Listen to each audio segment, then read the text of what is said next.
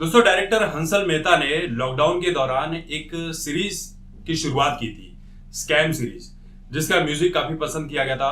First part जो हर्षद मेहता की कहानी थी, जो 4,000 करोड़ का घोटाला था, उसके ऊपर बनाई थी। वो वेब सीरीज लोगों को बहुत पसंद आई।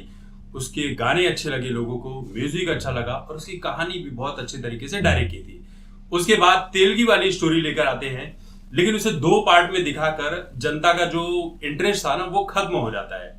पहला पार्ट आप लेकर आए, फिर उसका 3-4 महीने बाद दिखाओगे तो इंटरेस्ट खत्म हो जाता है और वो मजा नहीं आया था तेलगी वाले स्टोरी में। अब जो कहानी लेकर आ रहे हैं हंसल मेहता, इसमें लोगों का इंटरेस्ट आना ही आना है, क्योंकि ये छोटी मोटी कहानी नहीं है, बहुत बड़ी कहानी है। ये कहानी है सहारा श्री सुब्रतो रॉय के ऊपर, जो अब इस दुनिया में नहीं है, जिनके ऊपर 24,000 करोड़ निवेशकों का पैसा खाने का आरोप लगा था। वो पैसे आज तक निवेशकों को मिले नहीं और वो इस दुनिया से चले गए। उनकी जब मौत हुई तो उनकी पत्नी और बच्चे भी उनका अंतिम संस्कार करने के लिए भारत नहीं लौटे।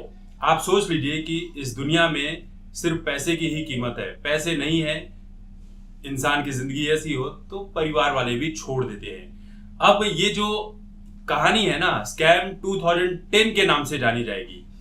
अब 2010 में अब आप कहेंगे किसकी सरकार थी? उस वक्त कांग्रेस की सरकार थी और सुब्रत रॉय और समाजवादी पार्टी की काफी नजदीकियां भी थी। 2,000 रुपए से सुब्रत रॉय ने अपना बिजनेस शुरू किया था और अरबपति बन गए थे।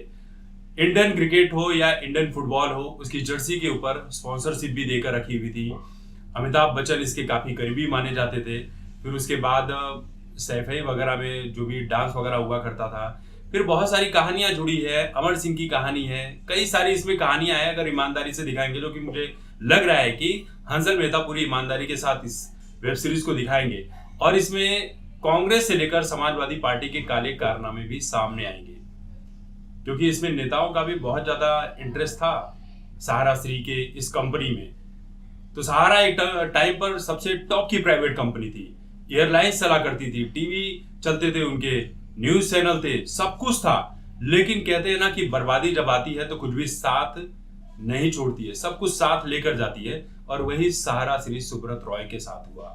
एक समय पर आसमान की ऊंचाइयों पर रहने वाला इंसान जब मरा तो उसे पूछने वाला कोई नहीं था, खुद उसके परिवार वाले नहीं थे। और इसी स्कैम 2010 की स्टोरी को लेकर बहुत ही जल्द आने वाले हैं हंसल में।